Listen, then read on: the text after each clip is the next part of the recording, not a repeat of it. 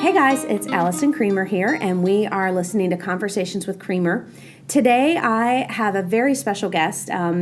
It seems like this podcast is merging more into mompreneurs and successful business people, but not necessarily success in the way we identify it in the world today. So I want to introduce you to a salon owner who, as she said in her own words, should have been a statistic based on the world's viewpoint. So where are we today?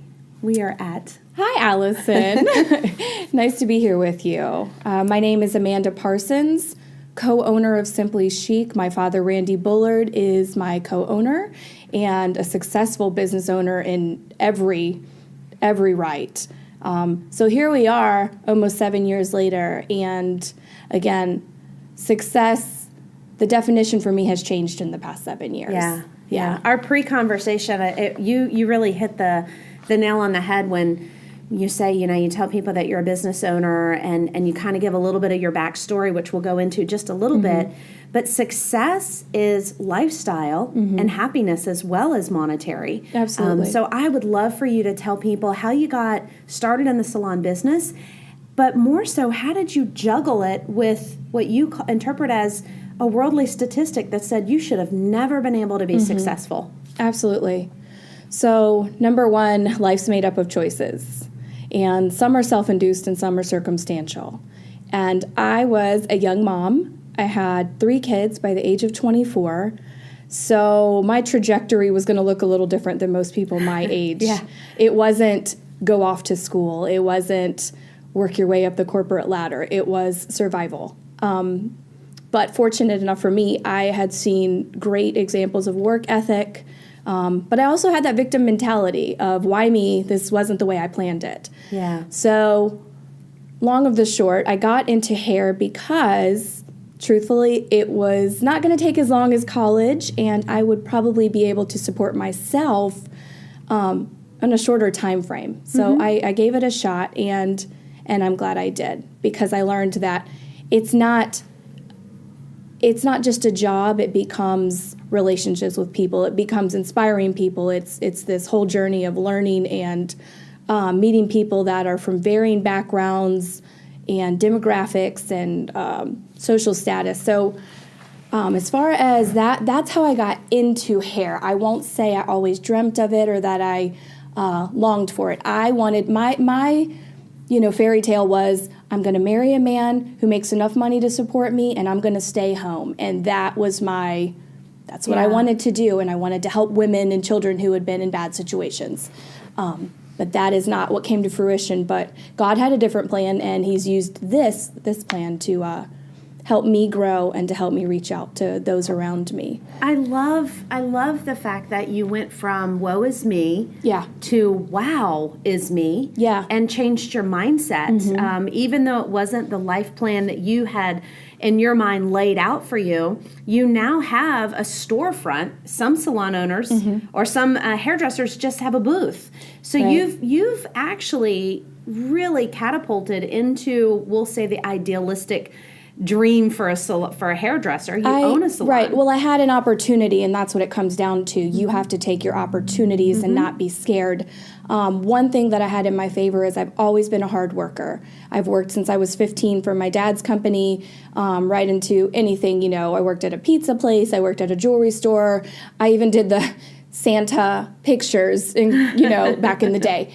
But I think what it comes down to is, as you grow and mature, you realize, here's where I am, and how can I just be happy and content with where I'm at, as I try to go further. As you grow in that too, but not woe is me. When you're beating the boss to work, to fold towels, and to help, I think that matters, and it cultivates the skills that you're going to need if and when the opportunity presents itself. So again, I am blessed enough to have had this opportunity, and so I took it, and it was terrifying, and it still is in some ways. But again, you just tackle it day by day. And again, it's, what am I going to do today and to make this successful? So we mentioned you were a young mom. You have several kids. And so we talked about success. the idea of success.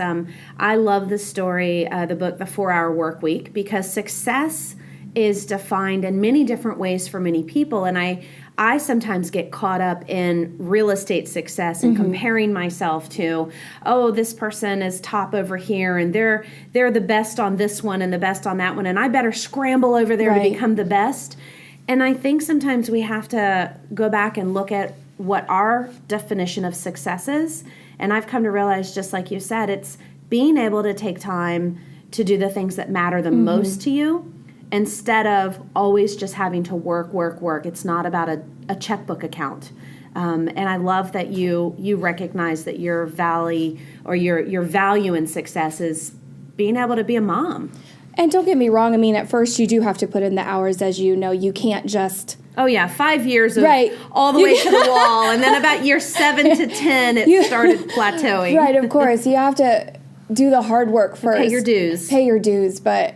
It is, you can't have it all at the same time. Whatever you do, you're going to sacrifice in another way. So you've got to choose what's important for this season. What do I really need to do this season? And so that's how I perceive success is what's most important right now, and am I achieving that? Because you can always get back to the other things. I mean, you can make time for it if you want. But yes, numbers matter. Business is about numbers. Well, so you still once have to you get feed your that, family. absolutely. Once you cultivate that and you've got that going, that seems to just kind of come along with the territory, and that you like you said, pay your dues. But then you see what else you can do. Can I leave a few hours early so I can go spend time with my kids? Can I stay late today to accommodate some clients? So I think as you see that you are important as well as your clients, that helps you become a more well-rounded, balanced professional. And you can serve everybody well instead of being so frazzled just to chase those numbers that never end.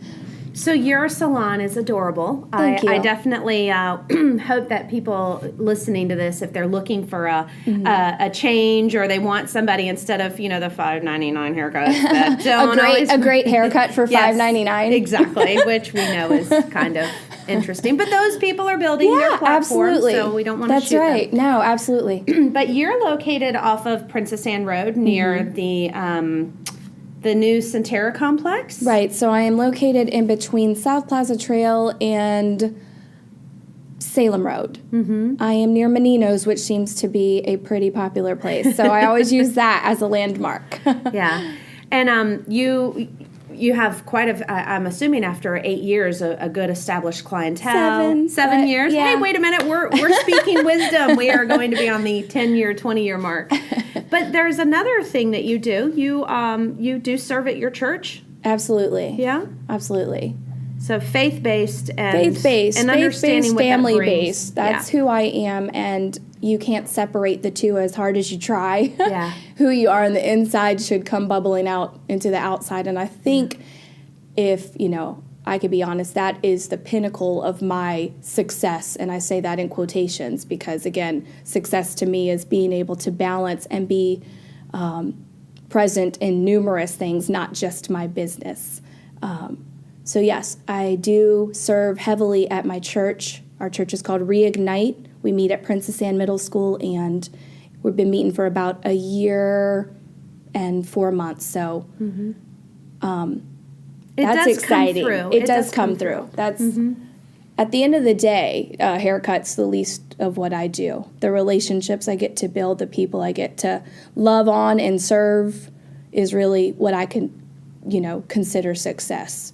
When they come and they ask you for prayer, or they come and bring you a gift just because, life's more than the dollar sign. It's really about relationships. We always go back to, in sales, especially in my business, it is about the belly to belly, the face to face, the human side, the personal relationship that not only builds obviously a stronger foundation for business, but the future business.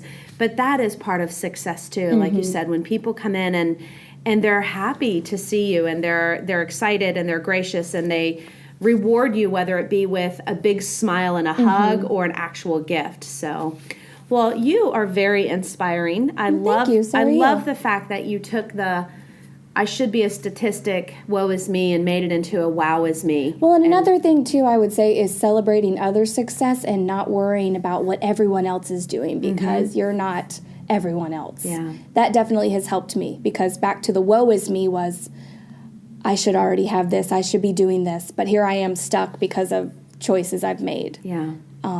But those choices can become something really beautiful if you choose to take a different perspective and look at what you do have versus what you don't have.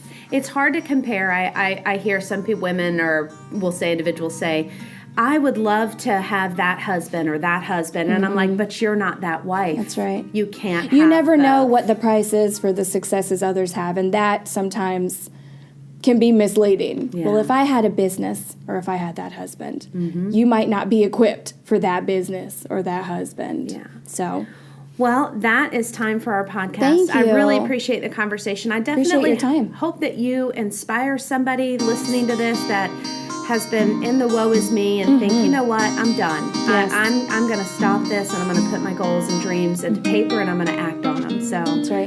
thank you. Thank you for your time.